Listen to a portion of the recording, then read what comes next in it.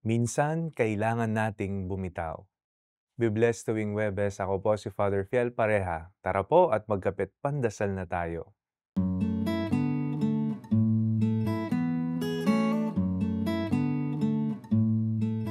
Ang pagkapit ay tanda ng ating pagtitiwala, kapanatagan, kasiguraduhan at kapayapaan. Sa mga bata, kumakapit sila sa kamay ng kanilang mga magulang sapagkat nararamdaman nila ang pagmamahal at kaligtasan sa anumang kapahamakan. Ang taong may sakit ay kumakapit sa galing ng manggagamot upang maging matagumpay ang kanyang operasyon at maghilom sa kanyang karamdaman.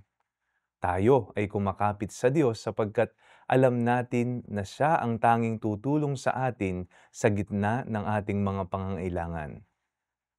Ngunit di maikakaila na may ilan sa atin ang kumakapit sa patalim, kumakapit sa under-the-table transactions, mga SOPs, kumakapit sa mabubulaklak na salita.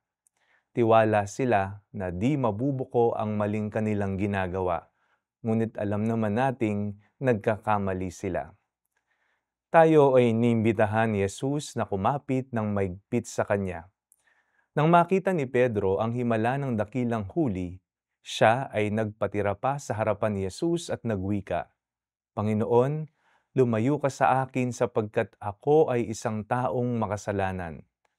Madalas ang ating kahinaan at mga nagawang kasalanan ang nagbibigay sa atin ng dahilan para lumayo sa Diyos at kumawala sa ating pagkakakapit sa Kanya. Ngunit tayo ay tinatawag na mas lalong kumapit sa Kanya sa mga panahon na ramdam natin ang ating kahinaan. Ang tanging hinihingi niya sa atin ay ang ating pagtugon at ang pagkalas sa mga bagay na nagpapalayo sa atin kay Jesus. Manalangin tayo. Panginoong Jesus, biyayaan po ninyo kami ng isang matapang na desisyong kumawala sa mga bagay na umaalipin sa amin. Amen.